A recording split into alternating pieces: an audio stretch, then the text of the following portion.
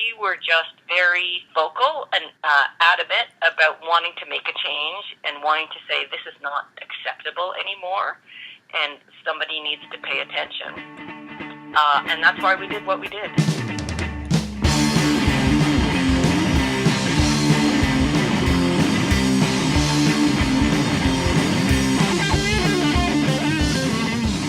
In the fall of 1989, women across the country launched a No Means No campaign. At that time, No Means No was a fairly new slogan, and the gist of it was just to help students understand that when a woman says no, that's it, it's over, and that there's a lot of different ways a woman can say no. And that came to Queen's, and it landed square in the face of a built-up culture of male entitlement. A group of males in the residence, 9 of them, decided to make fun of it by posting signs in their windows, homemade signs, that took off on the No Means No slogan. No means tie her up, give her more beer. We were walking by Gordon House, the male student residence, and we saw these signs in the window, and we were stunned. What was really appalling at Queen's was that those signs stayed in the window so long and that there was so little corrective action. The whole administrative and judicial structure of Queen's was not geared to dealing with this kind of harassment. And everybody was just like, you know, whatever, it's just boys being boys, ignore it, girls. And we were like, no, that's okay, because we don't feel safe here. It's not okay. So here we are saying, wait, we have a serious problem of sexual violence on this campus. We weren't using the term rape culture then, but that's really what we were talking about. Meanwhile, male alumni are arriving with cases and cases of beer for these guys and kind of giving them a slap on the back and saying, you know, too bad that you had to have such a hard time of it, boys, we're with you. So the whole feeling was building over that period of time into one where women felt under attack.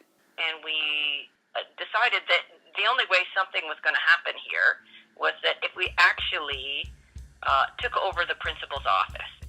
We decided we would just stay there until they finally acceded and agreed to get those signs pulled down and to do something about what was going on this campus. And in fairness to the administration, they were pretty hands-off for a period of time. When we went in there, we weren't being heavily pressured. They didn't have the police come in and remove us immediately, which has happened in other situations of occupations. So we had a chance once we were in there to think actually quite seriously. We had meetings while we were in there to think and talk about what we wanted our demands to be, to formulate a manifesto, if you will, of what we wanted. We, the women of Queen's, protest the misogyny of some of the men on this campus and the refusal of the Queen's administration to take action and speak out against this violence.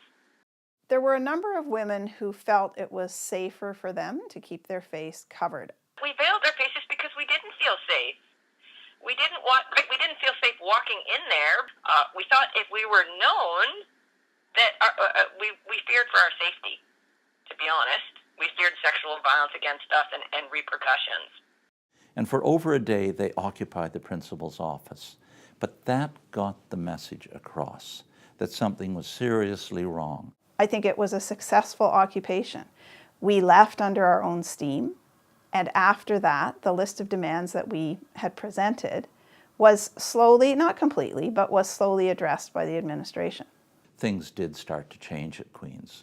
If nothing else, because this got a whole lot of bad national press for Queen's. Our principal, Daniel Wolfe, who had graduated from Queen's in arts, he picks up the Globe and Mail and thinks, what the hell's going on at Queen's? The explicit hanging of signs, quite literally encouraging rape, was deeply offensive to me and a number of other alumni. It did flag the issue. It was obviously a very uncomfortable time for the university, and it was accentuated by the incredibly unfortunate coincidence a couple of months later of the Montreal massacre, which really put a very, very sharp end on the issue. Now, that didn't have to do with sexual assault, but it absolutely had to do with violence against women of a different kind.